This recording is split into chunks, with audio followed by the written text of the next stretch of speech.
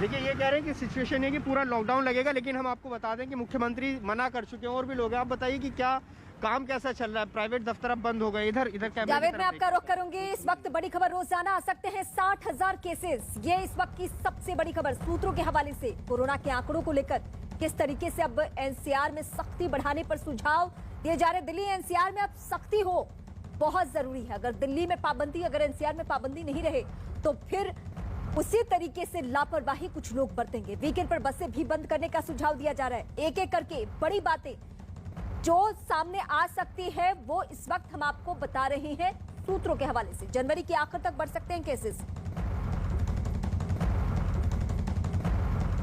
रवि सिंह इस वक्त हमारे साथ जुड़े। रवि, कोरोना का पीक आना बाकी है, लेकिन जो जनवरी के आखिर हफ्ते की हम बात कर रहे हैं, जो जिक्र कर रहे हैं, ये उसी का संकेत है।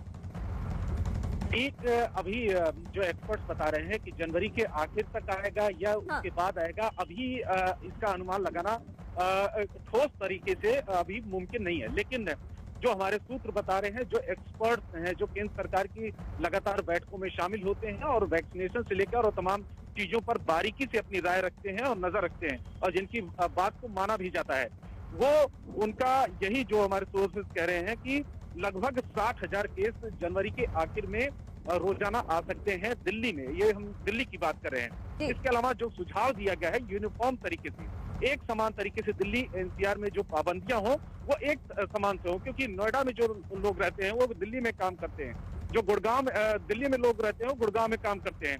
तो उसका कोई फायदा नहीं होगा अगर एक जगह पर पाबंदी होती है और दूसरी जगह पर नहीं होती है। तो यूनिफॉर्म तरीके से पाबंदियों को लेकर सुझाव दिया गया है और ये भी कहा गया है कि जो ओमिक्रॉन के केसेस रहे हैं, लेकिन एक सच्चाई ये है कि जब हम जान बचाने जाते हैं तो रोजगार पे बनाती है।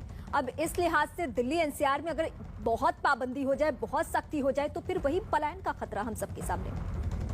देखिए, पाबंदियों की बात यह है कि दिल्ली जो सरकारें हैं या केंद्र सरकार की तरफ से भी है, वो दोनों पहलुओं पर ही विचार कर रही है। क्योंकि पिछले जो लहर में हमने देखा था कि लॉकडाउन की वजह से तमाम दिक्कतें हुई थी, लोग पैदल ही घरों को जाने के लिए मजबूर हो गए थे। लेकिन अभी इस तरीके की स्थितियां नहीं होंगी, चाहे वो राज्य सरकार की तरफ से या केंद्र सरकार की तरफ से भी संकेत दिए गए हैं दोनों ही पहलुओं पर कि लोगों का जान भी रहे और आर्थिक गतिविधियां भी चलती रहे।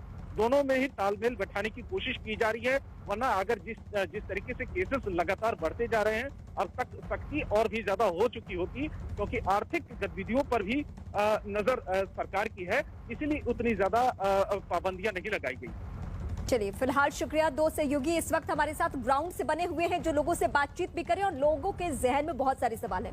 मैं प्रियंका का एक बार फिर से रुख करती हूँ। प्रियंका, जब आप पिछली बार भी लोगों से बातचीत कर रही थी और जावेद भी जब बात कर रहे हैं, तो कॉमन प्रतिक्रियाएं एक सामने आ रही है कि शायद हम लॉकडाउन की तरफ बढ़ रहे हैं। जी बिल्कुल, लेकिन इसको लेकर मुख्यमंत्री खुद इस बात को कह चुके हैं कि लॉकडाउन लगाने की मंशा है नहीं जी, और इसीलिए डीडीएमए की ये जो छोटे छोटे फैसले आ रहे हैं उनसे कड़ाई बढ़ रही है। लेकिन एक और चीज जो अहम है यहाँ पर है, जो लोग लगातार कह रहे हैं कि दिल्ली में तो इतनी कड़ाई है, लेकिन आसपास की एनसीआर में, चाहे वो नोएडा हो, फरीदाबाद हो, गुड़गांव हो, वहां पर किसी तरीके की कोई कड़ाई नहीं है। वीकेंड कर्फ्यू दिल्ली में है लेकिन एनसीआर में नहीं। ऐसे में ये कहीं ना कहीं दिल्ली वालों की समझ से परे है, क्योंकि दिल्ली से लोग काम करने के लिए नोएडा जाते हैं, नोएडा से काम करने के लिए लोग दिल्ली आते हैं या गुड़गांव जाते हैं। तो ऐसे में प्रियंका, इसी में एक सवाल मैं ऐड करना चाहती हूँ। दरअसल इस वक्त जो हम अपने दर्शकों को खबर बता रहे हैं